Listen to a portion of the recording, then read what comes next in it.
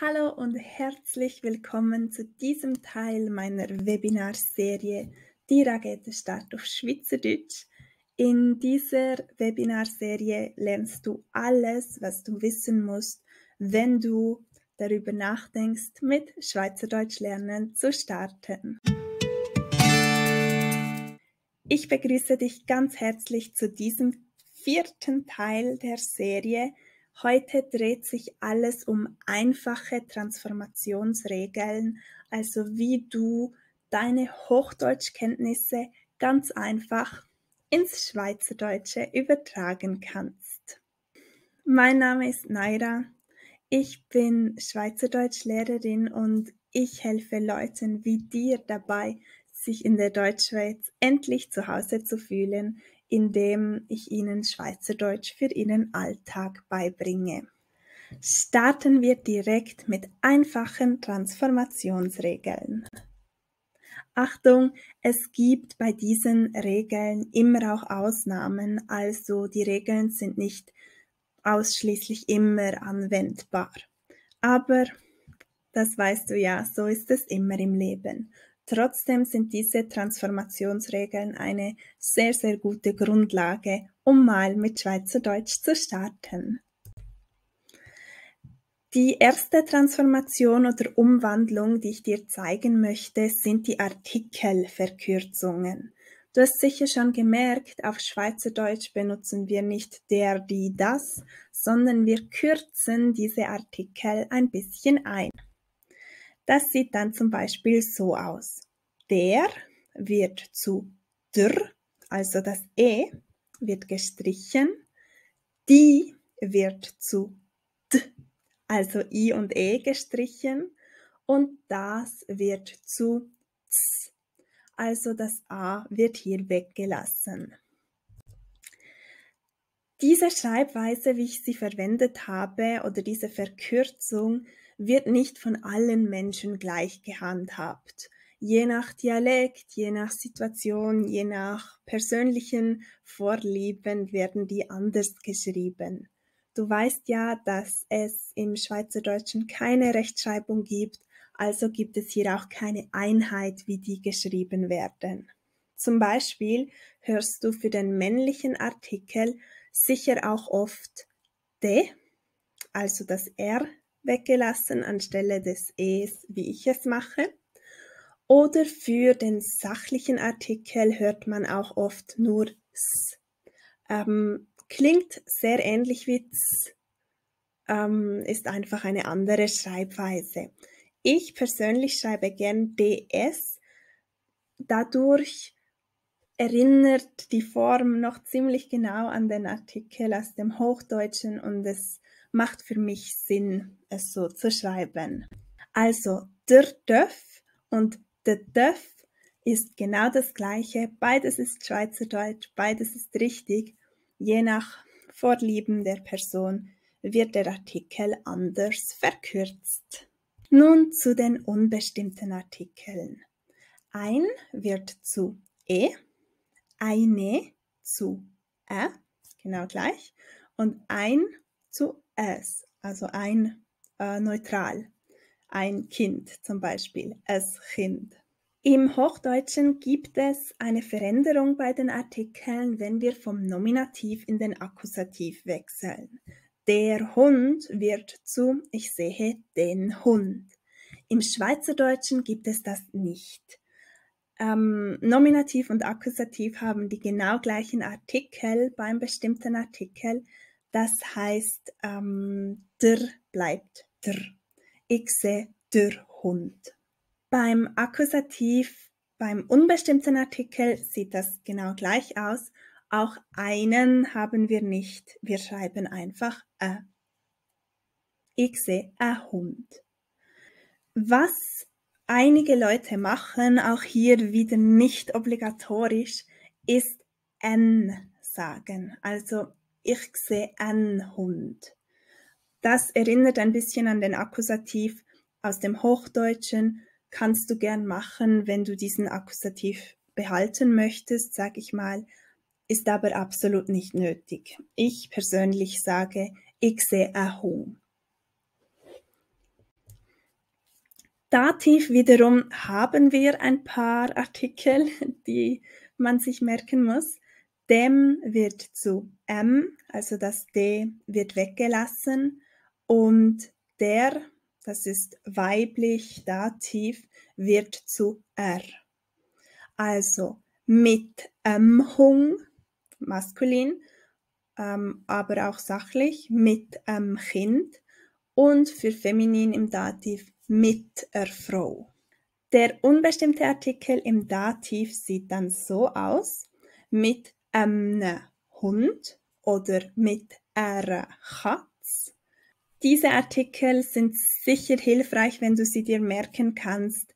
Es ist nicht wirklich logisch ersichtlich, meiner Meinung nach, wieso aus diesen hochdeutschen Artikel diese schweizerdeutschen Artikel werden, aber der wichtige Buchstabe, der markante Buchstabe, das M bei maskulin und sachlich und das R bei feminin bleibt drin, was natürlich wichtig und auch logisch ist. Die nächste Transformationsregel, die ich dir zeigen möchte, ist A wird sehr oft zu O. Jetzt bei dieser Transformationsregel, wie auch bei vielen anderen, kommt es auch auf den Dialekt darauf an. Bleibt dieser A-Laut eher ein A oder wird er wirklich sehr stark zu einem O oder ist der Laut irgendwo dazwischen? Das hörst du am besten, wenn du dich in deinem Wohnort umhörst und ein bisschen beobachtest. Hier mal Beispiele. Das Auto auf Hochdeutsch wird auf Schweizerdeutsch zu das Auto. Ich komme von Bern, ich spreche mit einem ziemlich klaren O. Wie gesagt, je nachdem kann das auch noch mehr ins A gehen. Dann haben wir das Auge wird zu das Aug. Und letztes Beispiel, der Apfel wird zu der Äpfel. Die nächste Transformationsregel, die ich dir zeigen möchte, ist ein U auf Hochdeutsch, das sehr oft zu einem UE im Schweizerdeutschen wird. Schauen wir uns Beispiele an. Das Tuch auf Hochdeutsch wird zu Tuch auf Schweizerdeutsch. Wenn du dich fragst, wieso ich UE so geschwungen ausspreche, die Vokale separat betone, dann schau dir unbedingt den Webinarteil Aussprache an, da erkläre ich das. Und noch ein anderes Beispiel, das Buch, das Buch. Weiter geht's mit der Regel EI wird sehr oft zu einem langen I. Zum Beispiel das Verb schreiben wird zu schriebe. Ich schreibe, ich schriebe.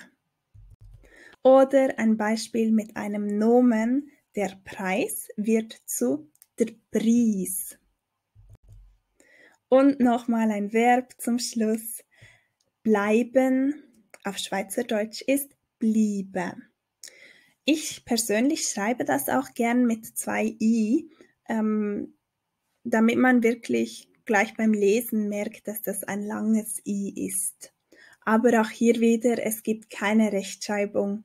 Also bliebe kann man genauso gut mit einem I schreiben.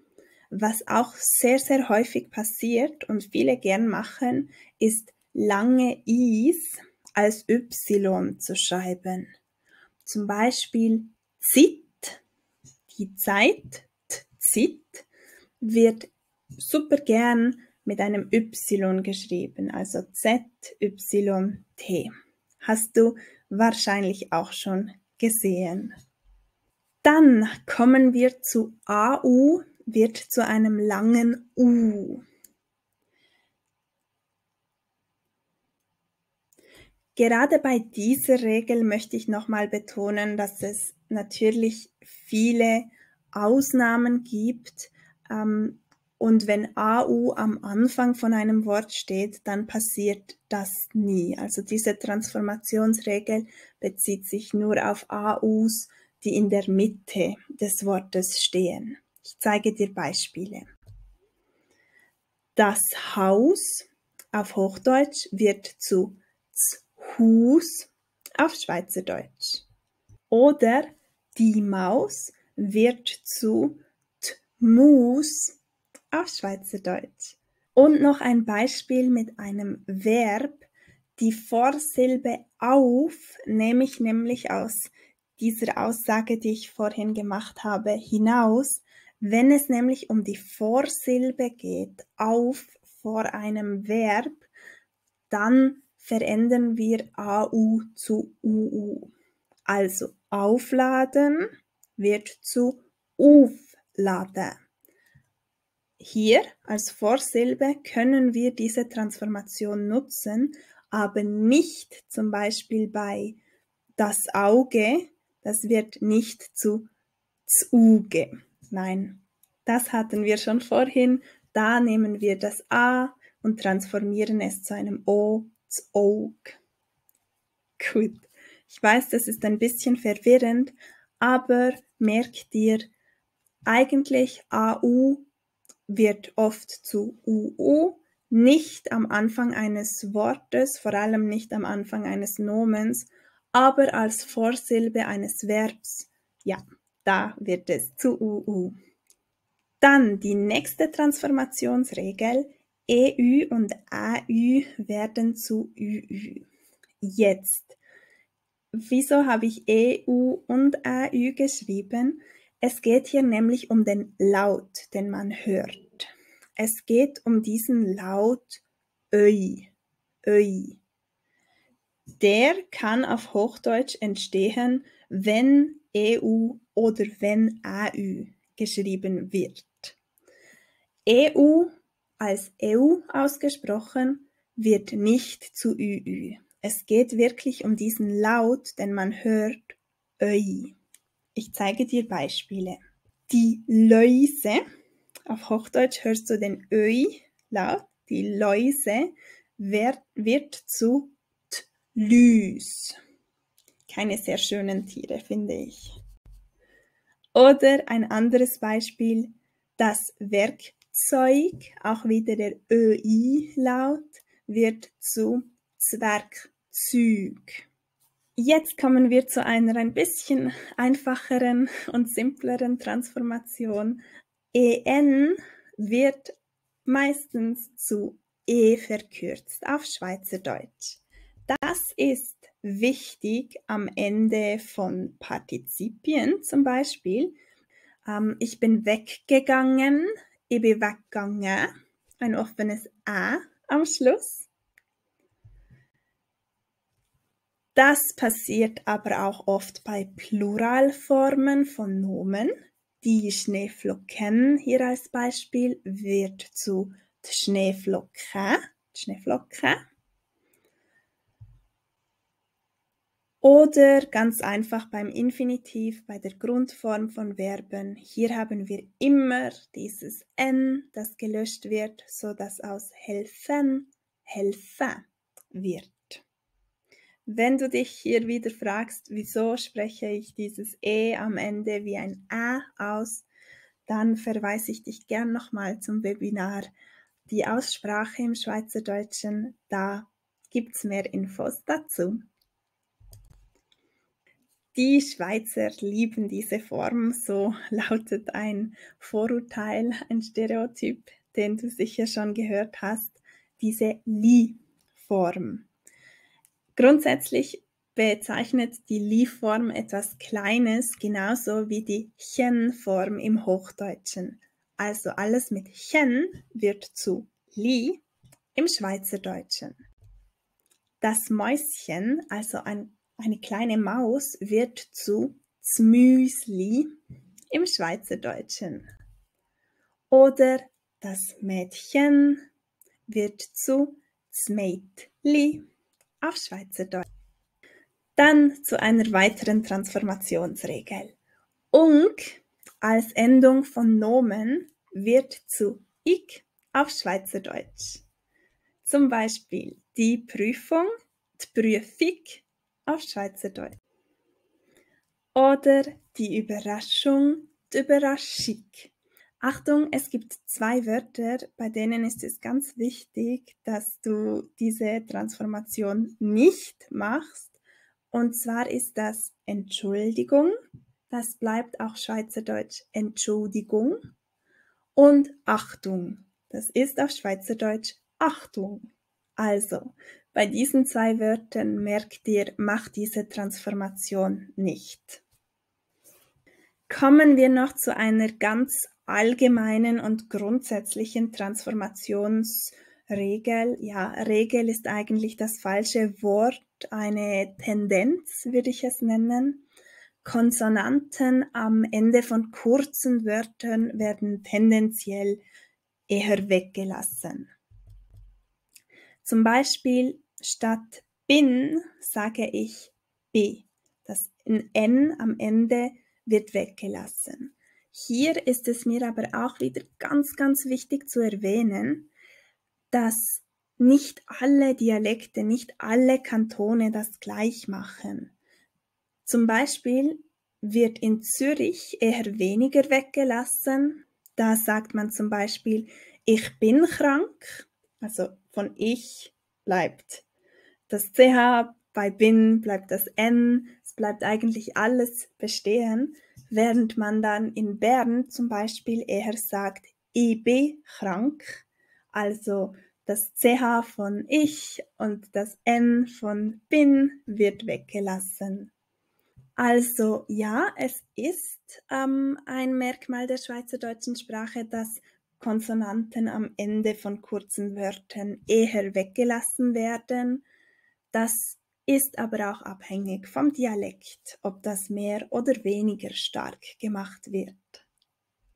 Anderes Beispiel, in dem Haus wird verkürzt zu i. I am Haus, im Haus. Und noch zum Schluss, und wird oft zu u. Auch hier wieder, es kommt darauf an, nicht nur auf den Dialekt, sondern auch auf die Situation. Ich sage meistens nur u, weil ich Bernerin bin, wie du weißt. Aber wenn danach ein Wort kommt, das mit einem Vokal beginnt, wie ich, dann sage ich auch mal und, weil ich so diese Bindung, die Vokalbindung natürlich hergestellt habe. Also dann sage ich dann nicht ue, sondern und e. So wurden die Vokale direkt gebunden und es wird einfacher fließend zu sprechen. Also du siehst, das ist so eine grundsätzliche Tendenz, die in einigen Dialekten mehr oder weniger passiert. Es hilft dir auch, wenn du ein bisschen schweizerischer klingen willst, aber es ist auf keinen Fall eine Regel.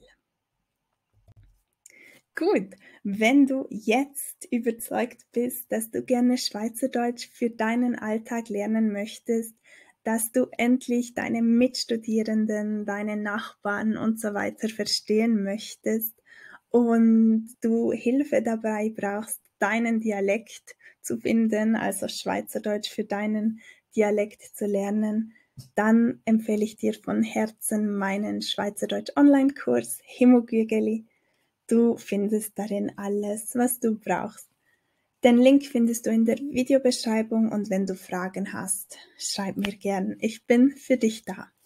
Danke, dass du da warst. Merci vielmal für deine Teilnahme und ich hoffe, ich sehe dich auch in den nächsten Teilen dieser Webinarreihe wieder. Bis dann!